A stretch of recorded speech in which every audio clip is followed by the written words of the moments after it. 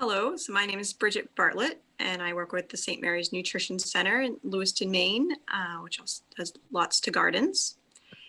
And this spring, when many things were were transformed in all of our lives, it was amazing to have Healthy Neighborhoods offer a rapid response grant to help people be able to do the work that they were doing.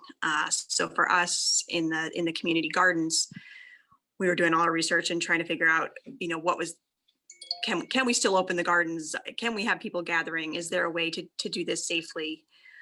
And that brought about the idea of, trying to get the supplies that people could have, so that they could still have their gardens, because we also knew that food would be a very important thing that people needed.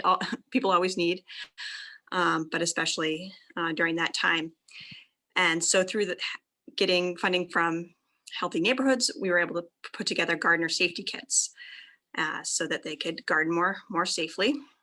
And so the funding allowed us to give each gardener their own safety kit, and also for us to trial and build some hand washing stations, which were available to gardeners as they entered and left gardening times. And within each kit, people got a reusable face mask, which we got from somebody that were made by Lewiston residents. We were really hoping to be able to make that connection, which actually people from Healthy Neighborhoods helped us make with another organization.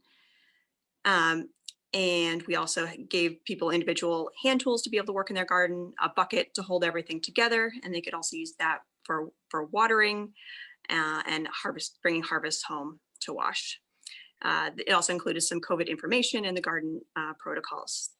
And then a little bit later, we were able to then also add in a small refillable bottle of hand sanitizer, so that as another option, which we found was, obviously quicker and easier, which we would have included in the beginning, but we actually couldn't get a hold of hand sanitizer.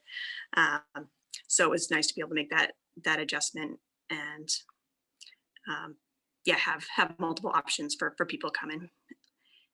So just kind of showing pictures of our hand washing station, which were a DIY experiment that we got off the internet, but we're pretty cool. And people were like, interested in it. And it was a way, like when we didn't have access to hand sanitizer, and also really helpful when people actually had physically dirty hands, to be able to wash off the dirt to make the sanitizer more effective.